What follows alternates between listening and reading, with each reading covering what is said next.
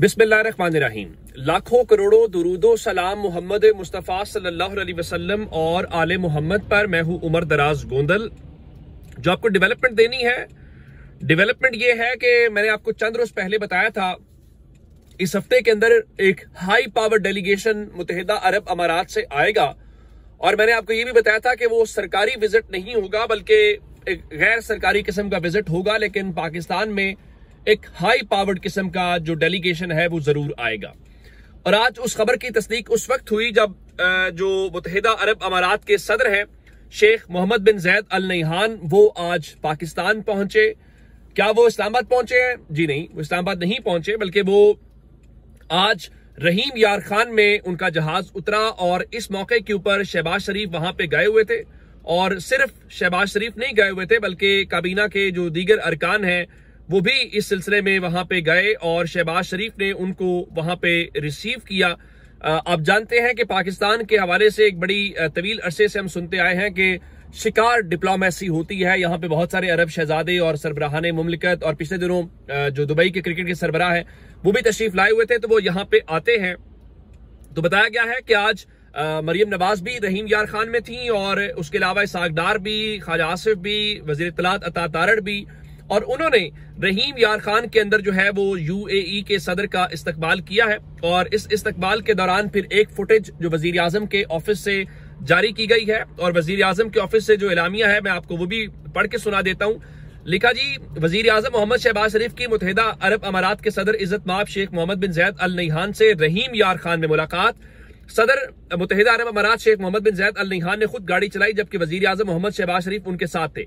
गाड़ी में काफी देर तक दोनों रहनुमाओं की गैर रस्मी और खुशगवार गुफ्तगू हुई।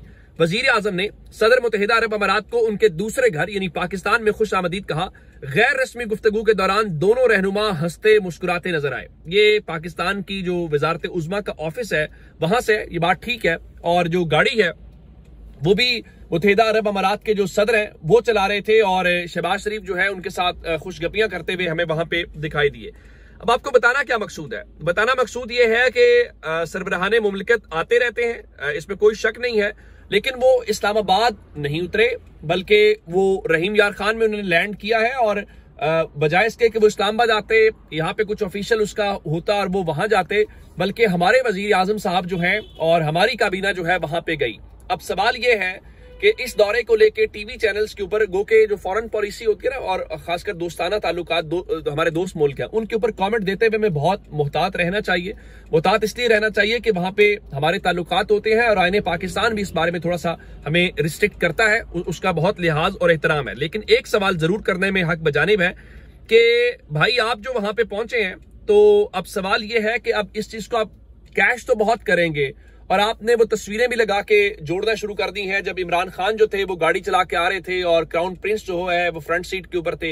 लेकिन आज हमने देखा कि जो UAE के सदर हैं वो गाड़ी चला रहे थे, शहबाज शरीफ थे। लेकिन असल बात यह है कि क्या इसमें से हमें क्या हासिल हो रहा है? क्या शहबाज शरीफ साहब की PR और उनकी टीम और टीवी के हवाले से तो बहुत कुछ है, लेकिन पाकिस्तान को बतौर कौम, बतौर रियासत जो है, क्या कोई ये स्टेट लेवल डेलीगेशन है? नहीं, ये स्टेट लेवल विजिट नहीं है, ये उनका एक प्राइवेट विजिट है। और उस प्राइवेट विजिट में हमारी काबीना ने जाके फिक्स होके इसको करने की कोशिश की है। अगर आप वहां पे ना भी जाते तो मेरा ख्याल है वो नाराज ना होते, क्योंकि स्टेट वाला विजिट तो है ही नहीं है। लेकिन चूंकि हमने ये बताना है कि शहबाज शरीफ और हमारी जो काबीना और मौजूदा हुकूमत है उनको बड़ी इंटरनेशनल एक्सेप्टेंस मिल रही है और उनके साथ बहुत कुछ है, तो हम जो है वो सारा कुछ ये करते हुए दिखाई दे रहे हैं। लेकिन सच्ची बात तो ये है कि ये मेरे ख्याल है शहबाज शरीफ अगर समझे तो उनकी सुबकी है। उनको ये सोचना चाहिए कि रब्बुल उनके साथ क्या किया, बजाय इसके कि वो इस्लामाबाद आते, आपको भाग के जो है वो जाना पड़ा है UAE के सदर के लिए रहीम यार खान में। इससे आप अंदाजा लगाइए कि हमारी क्या कैपेसिटी है और हमारे दुश्मन मुल्क इंडिया की कैपेसिटी क्या है। वरना ये वो मुल्क थे जो हमारे खलीजी ममालिक है, ये इंडिया की तरफ देखते हुए भी ना यूं करके हमारी तरफ देखते थे कि पाकिस्तान बुरा तो नहीं बनाएगा, पाकिस्तान का मूड कैसा है, पाकिस्तान क्या समझता है। और अब वो जाते हैं, क्राउन प्रिंस गए थे मोहम्मद बिन सलमान, और हमने टिल लगा लिया तमाम अपनी ताकत का इस्तेमाल करके कि वो किसी तरीके से थोड़ी देर के लिए पाकिस्तान आ जाएं, लेकिन वो पाकिस्तान जो है वो नहीं आए। अच्छा, अब एक डेवलपमेंट हो गई। दूसरे नंबर के ऊपर आज असद कैसर ने एक बात की है और लगता यह है कि मुस्लिम लीग नून तो बेचारी कुछ समझ नहीं आ रही हमारे साथ हो क्या रहा है।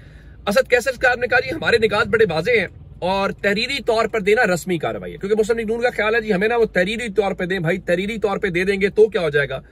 तो असद कैसर ने कहा इमरान खान और क़यादत से मुलाकात के बाद तीसरी नशिस्त के अंदर चीजें वाज़ेह हो जाएंगी और हम हुकूमती कमेटी को वक्त दे रहे हैं तमाम स्टेक होल्डर से मुशावरत करे। ये लाइन बहुत इंपॉर्टेंट है।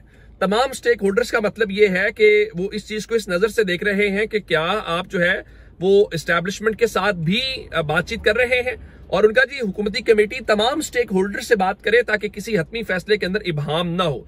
अब तहरीक इंसाफ की इस लाइन का सबको पता है कि इसका मतलब क्या हो सकता है, और इसके फौरन बाद जनाब वो हुकूमत का मौकिफ आ गया और इरफान सिद्दीकी साहब ने फरमाया जी असद कैसर के मौकिफ से लगता है कि उन्हें अपने वादे पूरे करने में मुश्किलात हैं, और उनका जी किसी इजलास में पीटीआई ने हुकूमती कमेटी के स्टेक होल्डर से राब्ते करने को नहीं कहा। इमरान खान के अलावा दीगर कायदीन से मुलाकात का कमेटी इजलास में नहीं कहा गया। अब स्टेक होल्डर्स भी कह रहे हैं और दीगर भी कह रहे हैं, जिसका मतलब है तहरीक इंसाफ कह रही है कि भाई खुद भी चीजें तय कर लो और उधर से भी अप्रूवल ले लो। लेकिन हुकूमत ये समझती है कि नहीं जनाब वो हमने तो ऐसी की नहीं है। यूं लग रहा है जैसे हुकूमत इस इक्वेशन में से आउट होती दिखाई दे रही है और तहरीक इंसाफ को भी पता है कि उनका मामला इस हवाले से है नहीं है। अच्छा, एक तो मामला हो गया ये। एक और बड़ी डेवलपमेंट जो इंपॉर्टेंट है वो डेवलपमेंट है जनाब यारी खैबर पख्तूनख्वा से। और आप जानते हैं कि खैबर पख्तूनख्वा कुरम में कल जो वाकया हुआ जिसमें डीसी साहब के ऊपर और दीगर हुकाम के ऊपर फायरिंग हुई, एक तो आज डीसी साहब की वहां पे अपॉइंटमेंट हो गई, और उसके बाद जो एक और इंपॉर्टेंट चीज है कि पाकिस्तान तहरीक इंसाफ जो है वो ये कह रही है कि आज खैबर पख्तूनख्वा हुकूमत ने एक एलामिया जारी किया। उनका देखिए जी कुरम अमन मुआहदे पर दस्तखत करने वाले अमायदीन को अमन मुआहदे के निफाज के हवाले से जवाबदेह बनाया जाएगा, यानी इस मामले को ऐसे नहीं जाने दिया जाएगा। और उन्होंने कहा जी डीसी काफिले पर हमले के तमाम मुजरिमों उसकी हौसला अफजाई करने वालों को एफआईआर में नामजद करके गिरफ्तारी के साथ नाम शेड्यूल 4 में शामिल किया जाएगा। इजनास के काफिले की जो नकलो हमल है उसको यकीनी बनाया जाएगा। और उसके अलावा असल खबर क्या, असल खबर यह है कि खैबर पख्तूनख्वा में जिला कुरम में 2 महीने के लिए दफा 144 नाफिज करने के बाद इतलात हैं कि खैबर पख्तूनख्वा हुकूमत वहां पे कर्फ्यू और ऑपरेशन का इंदिया दे रही है। वहां पे रिपोर्टर्स ये बता रहे हैं। मैं आपको एक बात बताऊं, तहरीक इंसाफ को ये बात जितनी स्टेक होल्डर्स को इन्वॉल्व करें, जितनी जल्दी हो इस मसले का हल निकालें तो बड़ी अच्छी बात है। वरना जो माहौल यहाँ पे बनता हुआ दिखाई दे रहा है वो एक बड़े अरसे से यही मालूम हो रहा है कि पाकिस्तान तहरीक इंसाफ की जो सूबाई हुकूमत है उस सूबाई हुकूमत के हवाले से वहां पे कोई अगर ऑपरेशन या इस किस्म की चीज शुरू होती है तो फिर मेरा ख्याल ये है कि सूबाई हुकूमत के हाथ से बहुत सारी चीजें निकल जाएंगी। अब सूबाई हुकूमत को फैसला करना है कि आया चीजें जो है वो हाथ से निकालनी है या फिर अपने हाथ में रखनी है। अच्छा, इस दौरान एक और डेवलपमेंट है और वो आज क्वेटा का हल्का है PB 45, जहां पे आप जानते हैं कि सुप्रीम कोर्ट ने कहा था कि भाई यहां तो फॉर्म 45 के मुताबिक नतीजा नहीं है और गड़बड़ की गई है। तो आज वहां पे रीपोल हुआ और रीपोल में जनाबे पीपल्स पार्टी के जो उम्मीदवार हाजी अली मदद हैं वो कामयाब करार पाए हैं और पश्तूनख्वा मैप के नसरुल्लाह जो है वो दूसरे नंबर पे रहे हैं और जो JUI है उसको शिकस्त हो गई है। अब अंदाजा करें कि आज के इस इलेक्शन में ये जीत तो गए हैं, लेकिन JUI ये कह रही है कि फॉर्म 45 के मुताबिक JUI ने तमाम पोलिंग स्टेशन के नतायज की रिपोर्ट में इसको जीत लिया है। और जब अभी पोलिंग जारी थी तो उनकी जानिब से एक बाज़ाब्ता एलामिया जारी किया गया और उन्होंने कहा कि जो साबिका पैटर्न है उसकी बुनियाद के ऊपर फॉर्म 47 तैयार किए जा रहे हैं और फॉर्म 45 के अंदर गड़बड़ की जा रही है। अगर तो तहरीक इंसाफ ये बात कहती तो आप कहते हैं कि तहरीक इंसाफ ने तो ये रीत बना ली है, लेकिन अगर JUI और तमाम स्टेक होल्डर्स कह रहे हैं कि आपने अब अपनी सीटें पूरी करने के लिए और इलेक्शन के मामलात पूरे करने के लिए आपको ये चालें चलनी पड़ रही हैं, तो फिर मेरा ख्याल है कि हुजूर आपको अपनी अदाओं के ऊपर खुद ही गौर करना पड़ेगा। कब तक जो है वो लोगों को इस किस्म के इम्तिहान में डालते रहेंगे। अपना बहुत सारा ख्याल रखिएगा। खुदा हाफिज।